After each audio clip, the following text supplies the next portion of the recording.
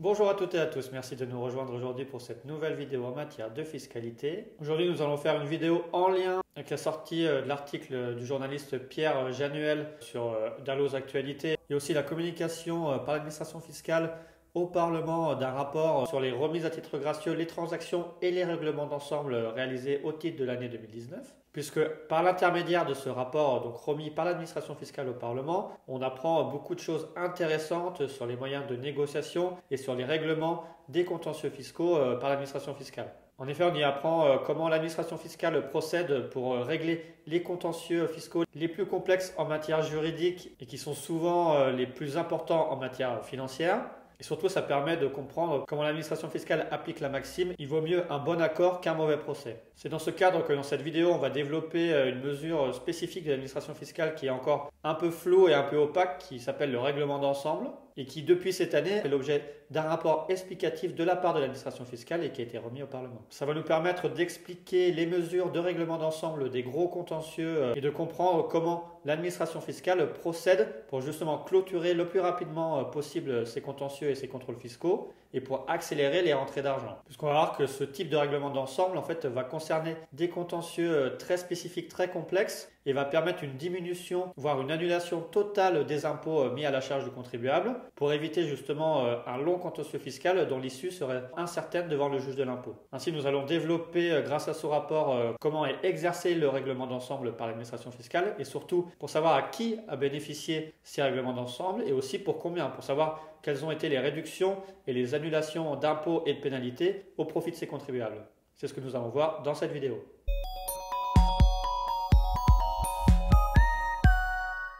Alors le règlement d'ensemble, qu'est-ce que c'est? Alors avant de développer ce règlement d'ensemble, il faut quand même préciser que l'administration fiscale et le contribuable, lors d'un contrôle ou d'un contentieux fiscal, ont la possibilité de transiger, donc de passer un contrat en s'accordant sur une remise des pénalités, mais juste des pénalités. Alors que le règlement d'ensemble, ça va permettre de faire une sorte de transaction, mais sur l'ensemble des droits et des pénalités qui ont été mises à la charge du contribuable dans le cadre d'un contrôle fiscal. Ici, la procédure de transaction fiscale sur les pénalités est parfaitement encadrée juridiquement. Celle de règlement d'ensemble est justement plus opaque et plus floue sur ses fondements juridiques, puisque c'est une procédure qui est en dehors de la transaction fiscale et qui va permettre un règlement, comme son nom l'indique, de l'ensemble des pénalités et des droits supplémentaires mis à la charge du contribuable. D'ailleurs, ce règlement d'ensemble concerne les procédures de fraude fiscale et son régime d'application a été décrié par un premier rapport de la Cour des comptes en 2018. Donc un rapport en février 2018 qui a pointé les lacunes du fondement juridique de ce type de process pour l'administration fiscale. On vous a mis d'ailleurs en description le lien du rapport. Et dans ce rapport, la Cour des comptes précise bien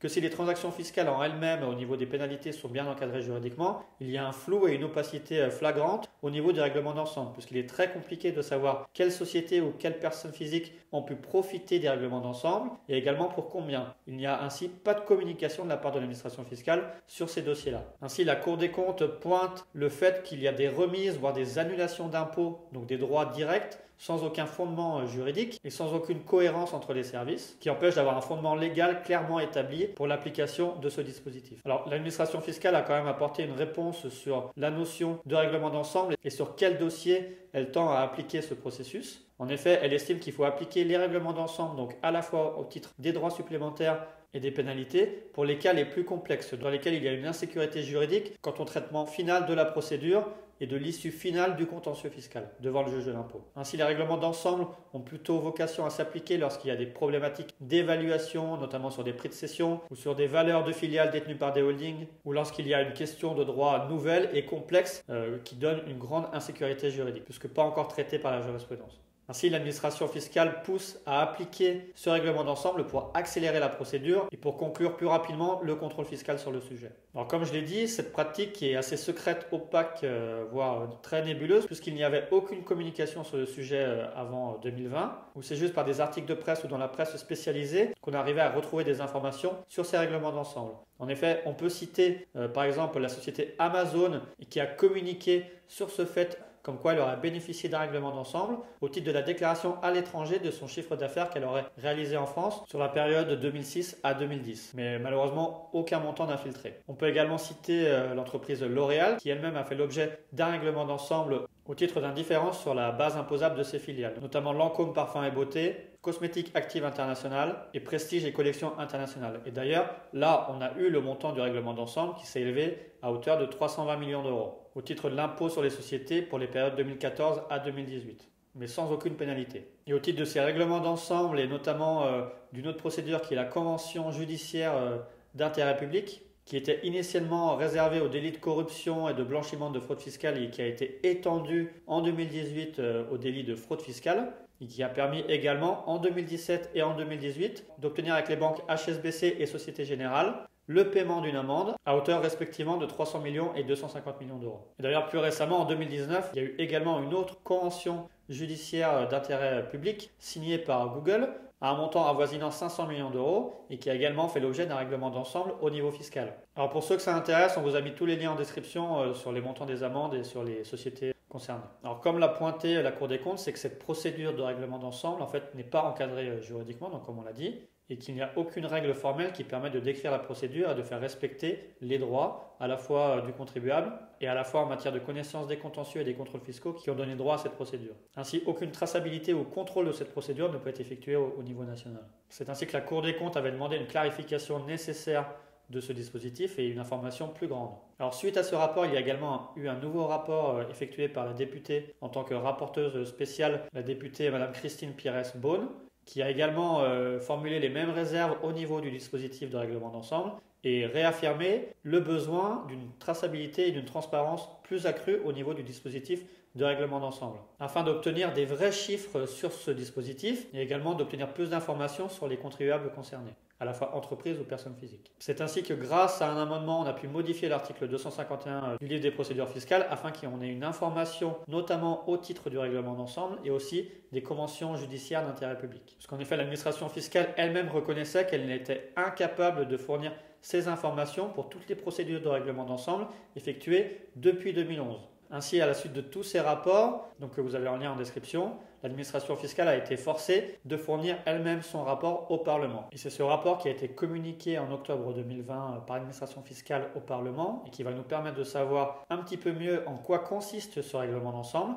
et surtout à qui il a profité et pour combien. Alors dans ce rapport, l'administration fiscale précise bien que la procédure de règlement d'ensemble, en fait, même si elle n'est pas vraiment fondée juridiquement, elle va concerner les cas les plus complexes où il existe une forte insécurité juridique et ce qui va lui permettre de conclure avec le contribuable un accord global qui va permettre une atténuation des droits initialement prévus dans la proposition de rectification. Ainsi, ce règlement d'ensemble va permettre d'atténuer le risque fiscal pour l'administration fiscale et d'accélérer la conclusion du contentieux. Et l'administration fiscale précise bien que ça doit être les seules questions relativement complexes en matière d'application de droit à une situation de fait qui doit faire l'objet d'un règlement d'ensemble. Et notamment lorsque le contribuable conteste fortement la base de remise en cause de son imposition. Elle va citer quelques exemples d'application de règlement d'ensemble, notamment quand il est difficile d'établir le montant total des rectifications, notamment en termes d'évaluation ou de rectification d'un prix de cession ou d'une valorisation d'un actif, ou alors en présence d'un véritable aléa juridique sur le sujet lorsqu'il n'y a pas de précision doctrinale ou jurisprudentielle en la matière.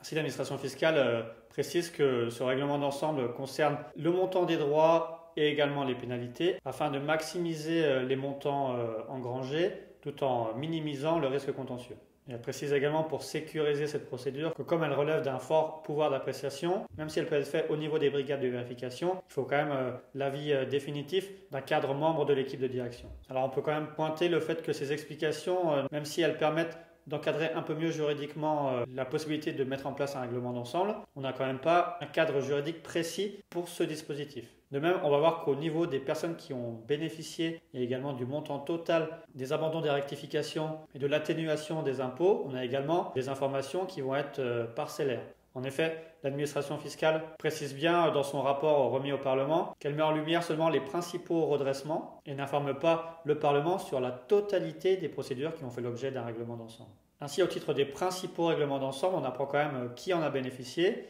et pour combien. On voit qu'il y a eu un minimum de 116 contribuables qui ont bénéficié de ces règlements d'ensemble, à la fois personnes physiques et personnes morales, sur un montant de redressement total en droits et en pénalités qui représentait plus de 3,2 milliards d'euros. Et au titre de ces redressements, l'administration fiscale délivre l'information qu'elle a consenti à un abandon de plus de 1,6 milliard d'euros, dont plus d'1 milliard d'euros en droits et le reste en pénalité. D'ailleurs, à travers ces données, on voit que les règlements d'ensemble concernent principalement les sociétés et notamment les rectifications en matière d'impôt sur les sociétés. On voit que le montant moyen de règlement d'ensemble et d'abandon d'impôt est égal à 14 millions d'euros. Et le plus grand règlement d'ensemble et le plus grand abandon d'impôt était de 523 millions d'euros. Alors malheureusement, on n'a pas les identités des contribuables qui ont bénéficié de ces règlements d'ensemble. On sait juste si c'est des personnes physiques ou des personnes morales. Mais au titre du plus gros règlement d'ensemble à hauteur de 523 millions d'euros, et notamment à la lecture de l'article de Pierre Januel, on peut penser que c'est la société Google,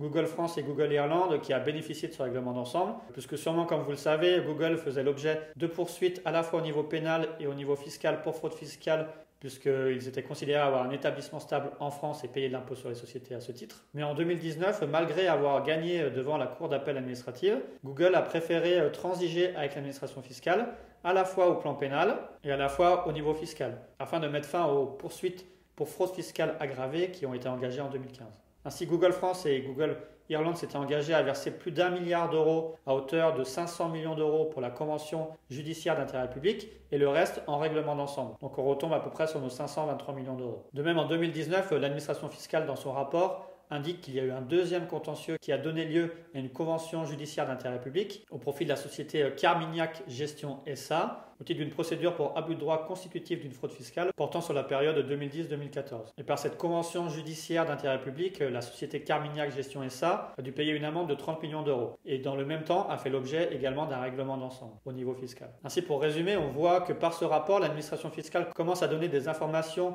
sur le dispositif de règlement d'ensemble, en essayant de donner un cadre plus ou moins juridique à l'application de ce dispositif. Néanmoins, si on a déjà des premiers chiffres et des premiers critères sur les personnes bénéficiant de ce règlement d'ensemble, on voit que le cadre juridique n'est pas le même que dans le cadre d'une transaction fiscale générale. Ainsi, comme l'administration fiscale souhaite développer le recours aux transactions et aux règlements d'ensemble pour accélérer la conclusion des contrôles et permettre une rentrée d'argent plus rapide dans les caisses de l'État, il est alors souhaitable qu'il y ait une communication plus grande sur les critères précis d'application des règlements d'ensemble, sur les chiffres exacts des règlements d'ensemble et également sur les sociétés ayant pu en bénéficier. Pour faire une application stricte de la maxime, il vaut mieux un bon accord qu'un mauvais procès. Nous en avons terminé avec cette vidéo et nous invitons à la liker et à la partager au plus grand nombre ainsi qu'à vous abonner à notre chaîne YouTube. Et vous pouvez d'ailleurs nous laisser en commentaire toutes vos questions sur la fiscalité et le contrôle fiscal pour que nous puissions y répondre le plus rapidement possible.